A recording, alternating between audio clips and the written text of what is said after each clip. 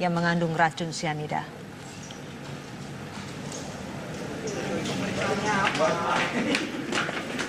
Hani menjalani pemeriksaan di Ditreskrimum Polda Metro Jaya. Hani adalah salah seorang teman Mirna yang juga berada di Cafe Olivier. Sebelumnya dalam prarekonstruksi terungkap Hani sempat mencicipi kopi milik Mirna yang belakangan diketahui mengandung racun sianida. Dirkrimum Polda Metro Jaya, Kombes Pol Krisnamurti membenarkan bahwa pihaknya memeriksa Hani hari ini dan menyatakan kesungguhan Polda Metro Jaya dalam menangani kasus ini.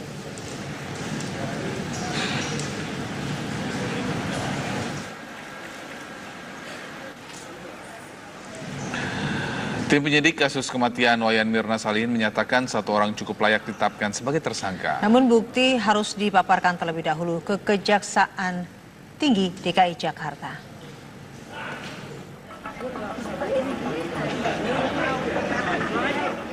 Direktur Reserse Kriminal Umum Polda Metro Jaya, Kombes Pol Krisnamurti mengungkapkan seseorang cukup layak ditetapkan sebagai tersangka. Namun, bukti harus terlebih dahulu dipaparkan ke Kejaksaan Tinggi DKI Jakarta serta gelar perkara internal harus dilakukan. Konstruksi yang dengan alat-alat bukti yang kami miliki, konstruksi peristiwa yang kami miliki, maka seseorang cukup layak ditingkatkan sebagai tersangka. Namun kami harus gelar atau expose bahasanya dengan jaksa penuntut umum. Kami harus tunjukkan dulu satu petunjuk atau barang bukti yang krusial, signifikan yang kami miliki. Insya Allah kami yakin itu barang bukti itu cukup signifikan dan sekarang sedang diuji.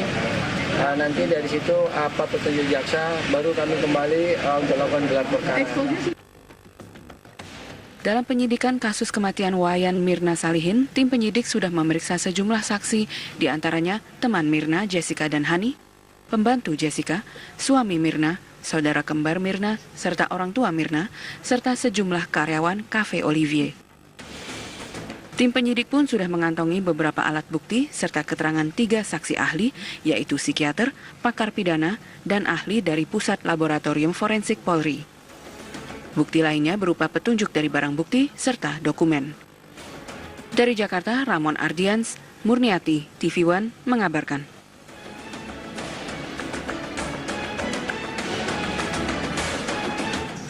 Kasus kematian Mirna kini sudah masuk tahap penyidikan. Polisi meski belum ada satupun orang yang dijadikan sebagai tersangka. Kasus ini berawal pada 6 Januari lalu di sebuah kafe di Mall Grand Indonesia. Lalu seperti apa perjalanan kasusnya? Kita simak bersama. Pada Rabu 6 Januari 2016, Mirna tewas usai meminum es kopi Vietnam di Cafe Olivier di Mall Grand Indonesia.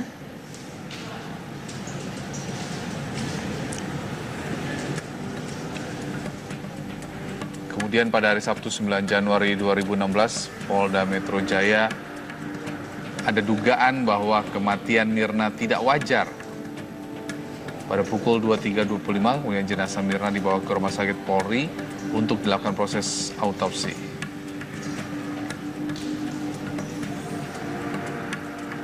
Lalu pada 10 Januari, tepatnya pada hari Minggu tahun 2016, hasil otopsi pendarahan di lambung Mirna terlihat akibat zat korosif. Pada Senin 11 Januari 2016, Polda Metro Jaya gelar prarekonstruksi di Cafe Olivier. Dan pada hari Selasa 12 Januari 2016, polisi menggeledah rumah Jessica, si pemesan kopi.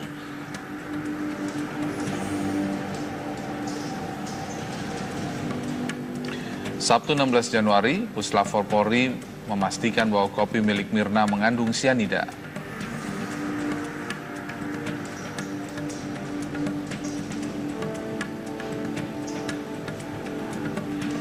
Pada Senin 18 Januari, polisi meminta keterangan saksi ahli, diantaranya ahli laboratorium forensik, psikolog forensik, dan ahli hukum pidana. Lalu pada Selasa 19 Januari, Jessica mengeluh sakit saat diperiksa oleh pihak kepolisian.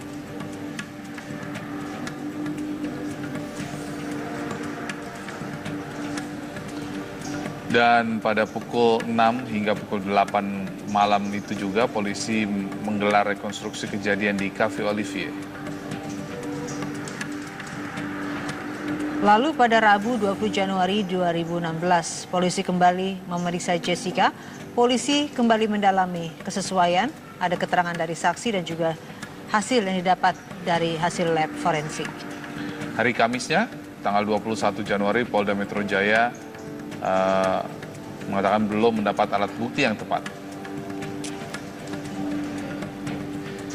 Kemudian hari Jumat, SR pembantu Jessica mengaku diminta untuk membuang celana milik majikannya, yaitu celana milik Jessica yang dikenakan di hari kematian Mirna atau di hari pada saat dia bertemu dengan Mirna. Sabtu 23 Januari 2016, Erlangga Masdiana, seorang kriminolog, mengatakan bahwa kasus kematian Mirna seperti pembunuhan yang sudah terencana.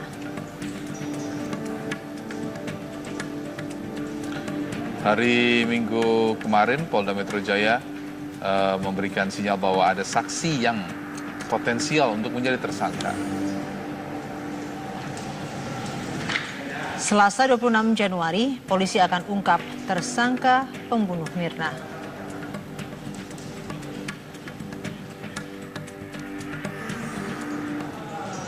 Hingga hari ini polisi sudah melakukan pemeriksaan terhadap beberapa orang, termasuk diantaranya adalah pegawai kafe. Selain itu, polisi juga mengamankan pembantu Jessica.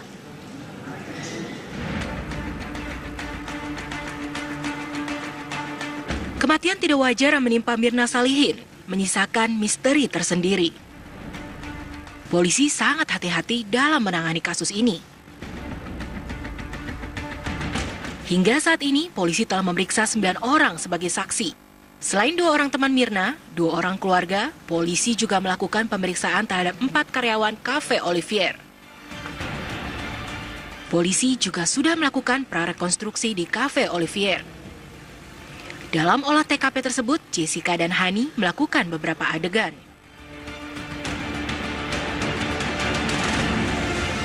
Dalam prarekonstruksi tersebut, Hani mengatakan bahwa habis meminum kopi, Mirna langsung bersandar ke kursi dan kepalanya menengadah ke atas. Setelah itu, Mirna mulai kejang dan mulutnya mengeluarkan busa. Setelah itu, Hani dan Jessica membawa Mirna ke klinik yang ada di pusat perbelanjaan tersebut.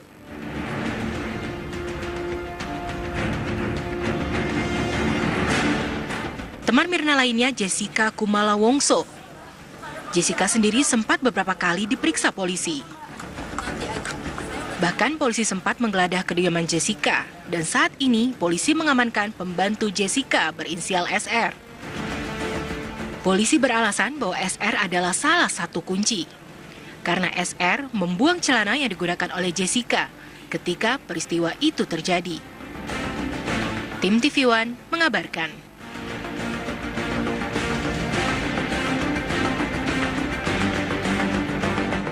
Wacana revisi Undang-Undang Terorisme mencuat, termasuk perluasan polisi dalam menindak aksi teror menjadi topik bahasan dalam rapat kerja Komisi 3 dengan Kapolri. Informasi selengkapnya saat lagi. Dokumen dan alat bukti yang bisa menjerat dan menetapkan tersangka.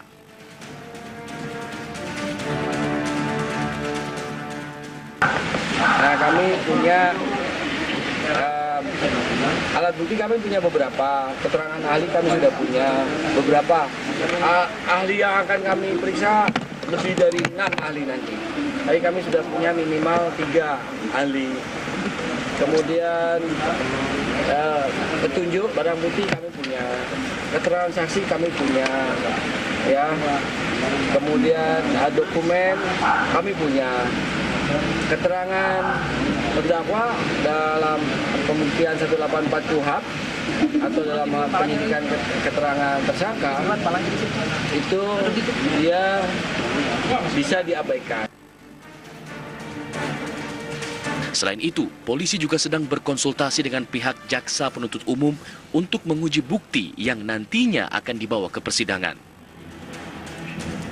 Sejauh ini, Polda Metro Jaya juga berhati-hati dalam menetapkan tersangka dalam kasus ini untuk menghindari kekeliruan penetapan tersangka dan upaya pra-peradilan dari pihak-pihak yang berkeberatan. Dari Jakarta, Ramon Ardians, Murniati, TV One mengabarkan. Pemirsa, polisi berhasil melumpuhkan 2 tersangka penabrak anggota